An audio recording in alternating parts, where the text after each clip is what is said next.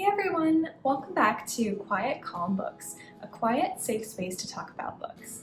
I'm so excited to be doing a book haul today, which is going to be a culmination of all the books I bought in my last video, as well as some other recent book purchases. If you haven't seen my last video yet and you want to watch me go to 6 of my favorite bookstores in NYC, then I will link it above. If you can't tell, my filming setup looks a little bit different from what you guys might be used to if you've been following me since I started my channel last summer. Unfortunately, I do not have my beautiful bookshelves as the background anymore. I miss them terribly and I can't wait to go home and film in front of my bookshelves again. But I do have this cute little tapestry as well as some little friends joining me on the sides here. I just want to apologize if you hear any kind of weird noises or like an echo because there are some pretty tall ceilings in here and it's an apartment complex, so it's kind of unavoidable. Before I get started with the book haul, I just want to say a huge thank you to all of my new subscribers and to everyone who watched or liked my last video. I've never filmed a vlog before, so filming a bunch of vlogs in New York City bookstores was a huge undertaking, but it was super fun. And since you guys seem to enjoy it so much, I have some good news, and that's that I will be doing some more bookstore tours very soon. I will be visiting 2, maybe 3 other major US cities this summer, and I'll be doing bookstore vlogs there. So if you're excited for more bookstore reviews, please make sure to subscribe. It helps me out so much and also just lifts my spirits to see that people are enjoying the content that I make. And you can also turn on your notifications by clicking the bell icon so you know when I upload. I especially want to say thank you to my friend Grace, or Spiraling Starfall on TikTok. She is an incredible artist and she gave me a shout out right after I posted my last video, which I'm super grateful for. So if you guys are into anime or Marvel or anything like that, you should definitely go follow her on TikTok because I promise you will adore her art.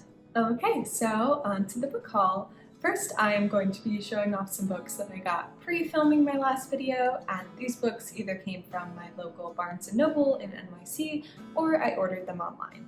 First up, I have Winter Keep by Kristen Cashore. I actually haven't read this one yet, and it's been almost 4 years, if not 4 years, since I read Bitter Blue, which everyone thought was going to be the last book in Kristen Cashore's Graceling Realm series. But surprise, everyone was super excited when she released Winter Keep, which is now the 4th book in the series. I talked about these books briefly in my bookshelf tour, but basically the series takes place in the 7 realms where there are Gracelings, people with unique abilities who have 2 different colored eyes. Each of the 3 books so far, Graceling, Fire, and Bitter Blue, has followed a different Graceling protagonist, but in this book we are returning to the point of view of Bitter Blue, the protagonist of the 3rd book. It's been a while since I've read this, like I said, and the 1st book was originally published in 2008, so I'm really curious to see how Kristen Cashore adapts these characters and this world to fit our world in 2021. I'm also super impressed and kind of addicted to the new gorgeous cover art, which I'll get a bit closer. I really love how fluid and colorful it is and how each of the books has a theme. So this one is blue, Graceling is green, Fire is red, and I think Bitter Blue is either blue or purple. But I really like how there are no harsh lines and it's almost abstract in a way. And I'm seriously considering buying all of the new covers again because, as we know from my skullduggery shelf, I cannot get enough of pretty covers. Next up, we have Rule of Wolves by Leigh Bardugo, which is, of course, the sequel to King of Scars. And even if you've never read a book from Leigh Bardugo's Grishaverse before, you're probably familiar with it now thanks to Netflix's gorgeous adaptation of Shadow and Bone mixed with the characters from 6 of Crows. Personally, I loved the show. I was so excited to see new fans flocking to watch it and old fans coming together to do watch parties and get excited about the show. I do hope that all of the new show fans go back and read the original books because nothing beats Leigh Bardugo's writing.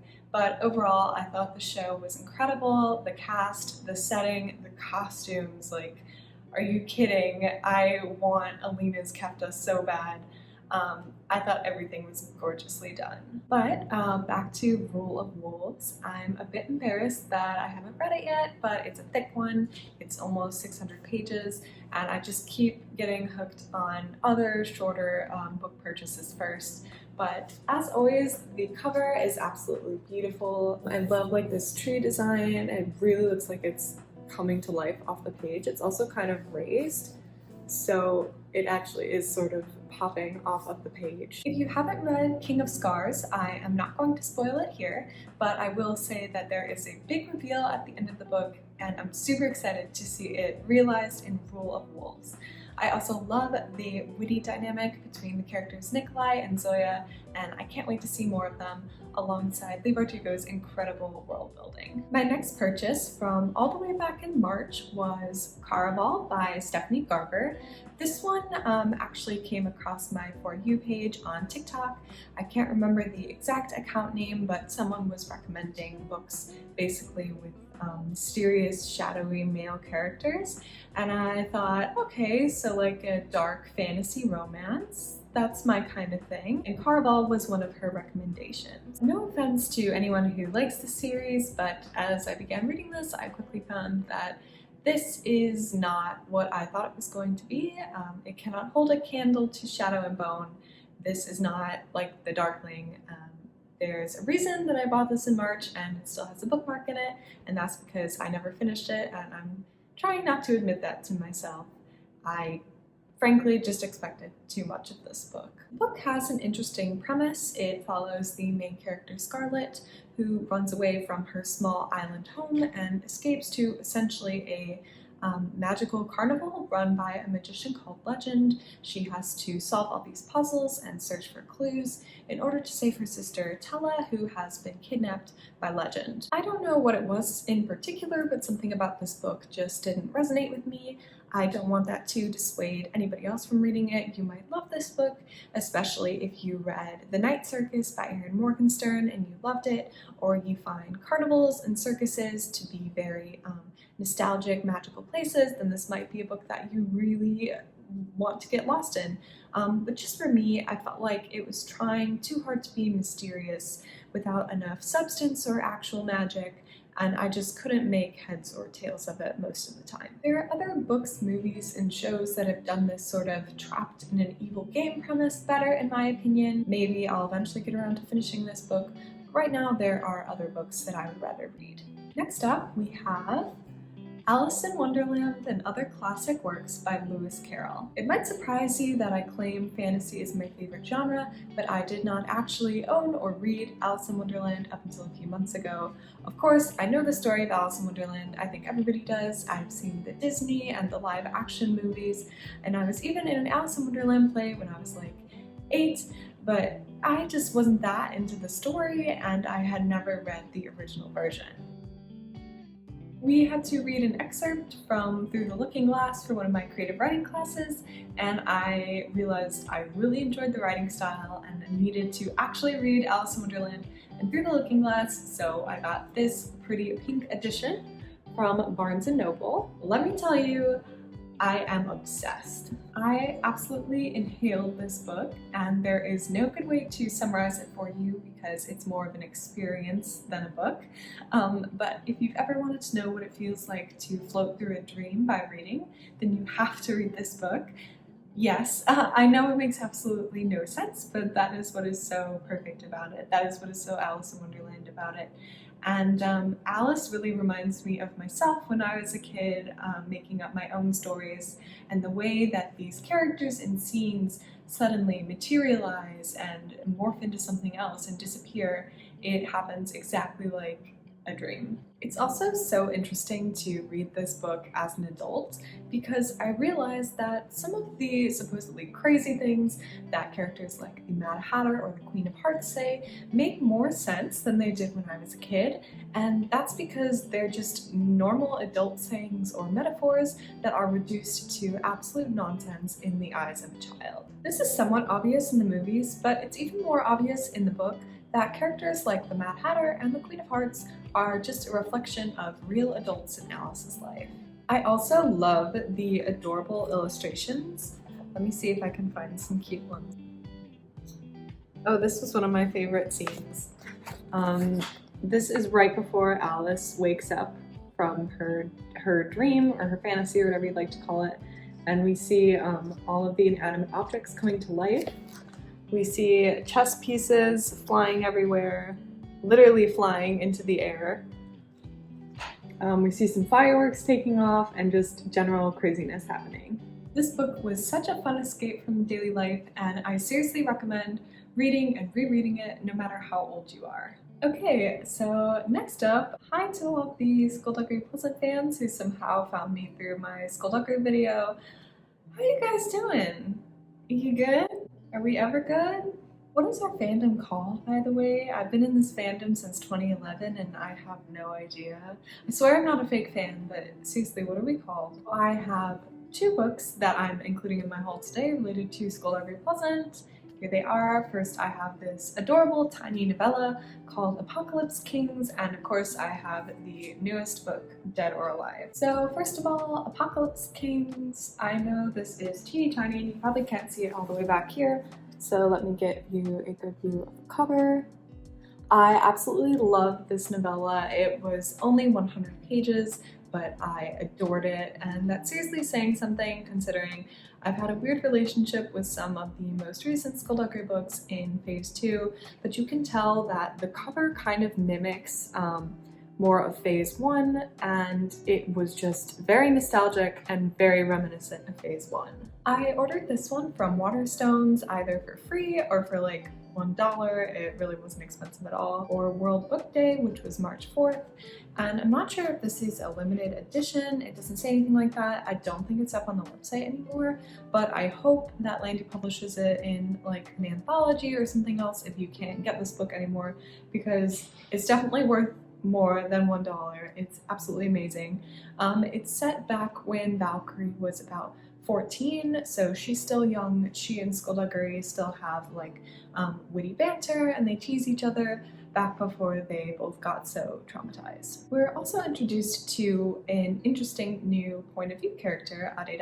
If you're new to the Skullduggery series and you want to read about a walking, talking skeleton detective who throws fire, because honestly, who wouldn't, but you're not sure about diving into a whole series of like 14 books, then this novella is a really good place to start. It's very similar to how Phase 1 starts out. It has the same kind of energy and sense of humor and magic, and it's just overall really enjoyable. My other recent Skullduggery purchase was, of course, book 14, Dead or Alive. I have barely started it because I'm always reading multiple books at once. I'm like maybe 100 pages in, but not that far, so no spoilers please. I will show you guys the cover for those of you who don't have it yet. It is purple, which is fun, and then on the back we have the Bentley. Obviously something happened to it, but I'm not there yet, so no spoilers please. I have not gotten the grimoire yet. It is on my list of books to get for sure, and I'm super excited to see the little like Skullduggery manga pages that I've heard are in there, so that's going to be super fun to show you guys once I get it. And finally, the last book that I bought in the spring before I filmed my big bookstore video was Convenience Store Woman by Sayaka Murata. First thing I will say is that this cover is very deceiving. It has a cute little onigiri on it, and I thought it was going to be a fairly straightforward story about life in Japan. I was hoping it would be comforting, maybe a little abstract like most Japanese literature, but it was so much more than that. The main character, Keiko, seems to be neurodivergent, or at least struggles to fit into social norms. She doesn't understand why Japanese society expects her to get married and have a full-time job when she is perfectly content working at a convenience store. This book reflects a lot on the nature of Japanese work culture, as well as why we expect people who are different to fit into our ideal society. I really enjoyed this book and it has stuck with me long after I finished it, but still, if Japanese literature isn't really your thing, it might not be for you. But if you are interested in diving into Japanese literature for the first time, this might be a good place to start because it's less abstract than other authors like Murakami. Next up, we have two books that I picked up during my bookstore tour at McNally-Jackson. If you watch me walk through those two stores, then you probably noticed me looking at these two books. The first one is The Witch's Heart by Genevieve Gornichek, and the second one is Severance by Ling Ma. I finished The Witch's Heart a few months ago, and it was such an interesting read. As soon as I opened the cover and I read that it was based on Norse mythology and it was all about a witch who fell in love with the Norse god Loki, I was practically sold. I have adored Marvel's Loki since I first got into the franchise, and I always felt like he didn't get enough love or screen time, so of course I'm watching the new show out now on Disney Plus, and I hope you guys are too. I also didn't know much about Norse mythology, and I wanted to learn a bit more about it before I started watching the show, and just in general, so I figured that this book would help me out, and it certainly did. As soon as I started reading, this book reminded me of kind of the Norse version of Circe by Madeline Miller. It follows Angerboda, a powerful witch who is known in Norse mythology as the mate to Loki and the mother of monsters. The first half of the book was kind of slow, but the second half picked up surprisingly fast. I really enjoyed how vividly Gornichek wrote the different Norse realms, as well as the inclusion of Norse characters that I had never even heard of, like Hel, Fenrir the Wolf, and Jormungand the Serpent. I'll also give you a quick close-up of the cover. You can see that we have like some contrast here with the orange and the blue, and then in Angerboda's hair, we have Hel down here, Fenrir the Wolf, and Jormungand the Serpent. And of course the book also features Loki, Thor, and all the rest of the characters that you know from Marvel. I will say that the Loki in this book differs greatly in appearance and somewhat in personality from Marvel's Loki, but I kind of liked the different take on the character and getting to know the character without the image of Tom Hiddleston in my head. The other book that I got from McNally-Jackson was Severance by Ling Ma. This one is a satirical science fiction novel that seems somewhat apocalyptic. It follows a woman named Candace Chen who lives in Manhattan and produces Bibles for a living. Suddenly, New York is plagued by a horrible fever that shuts the world down. Sound familiar? I've had this book on my TBR list for a while, but it was a bit too haunting to read it during COVID, and I've still yet to pick it up. I keep turning to fantasy as an escape instead, but maybe I'll be able to give this one a try after I finish my current read. Which brings me to my next book and my current read, The Invisible Life of Addie LaRue by V.E. Schwab. I picked this one up during my tour of the Strand, and it even still has the Strand price tag on the back. If you watched my bookshelf tour from last summer, then you probably heard me gush about how much I love V.E. Schwab's disturbing urban fantasy series, the Villain series, which consists of Vicious and Vengeful. I've just started this book, but the cover is so pretty and V.E. Schwab's writing is just as captivating as last time. And of course, I can give you a quick close-up of the cover. I actually think it looks better further away because of the way it catches the light. But we have some gold lettering and then a little 7-starred constellation in the middle. This story is about Addie LaRue, a woman who is able to live forever, but is practically invisible to everyone she meets because they forget her as soon as they see her.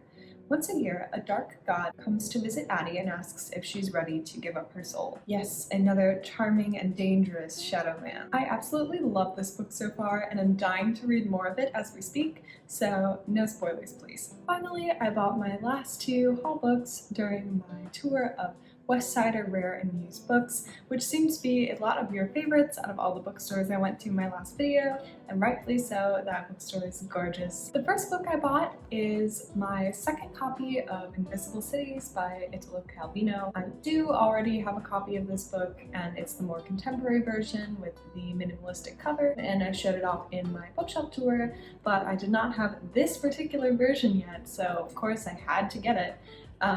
It's actually from the 70s, I think, which is pretty cool. I'm not exactly sure what the cover is supposed to be. Obviously it's one of the cities, I'm not sure which one. And it has been a few years since I've read this book, so I'm not sure what this is or what city this is supposed to be, but I still think it's cool looking. The font is very 70s. And my final book for today is a bit of a strange one, which also came from Westsider. This is indeed a Warrior Cats special adventure by Erin Hunter, and I know it's a special adventure because it says that, but I have no idea what the rest of the book says because it's all in German. I do speak Japanese, but I don't speak German. I actually bought this book as a sort of gag gift for a friend of mine who used to read the Warrior Cats books with me and is also learning German, so I figured it might help her study while also reading about our favorite cats. Let me see if I can actually find what it's called. Something titled Warriors Super Special Crooked Star's Promise by HarperCollins, I assume is what that is. So this was originally Crooked Star's Promise in English. It now looks like this. The cover is completely different. Everything is in German. I know the cats' names were strange in English to begin with, but the only name I can read here is Ottersprung, and that's not the name of any cat that I remember, so I'm curious to know how they translated all the names from English to German. Here's a list of, I assume this is RiverClan, only from the symbol, of all the cats in German. Alright, and ending on that note, that wraps up my spring and early summer 2021 book haul. I'm sure I'll be buying more books throughout the summer because I can barely last a few weeks without buying a new book. If you enjoyed my little book reviews and me showing you book covers and etc., please subscribe and give this video a like. My channel is still new and it is greatly appreciated. Also, please let me know what you guys want to see more of on this channel. I told you that some more bookstore vlogs are coming, which is very exciting, but let me know if you want to see more book reviews, book hauls, book unhauls, maybe me talking more in depth about a particular series or something else. Just let me know.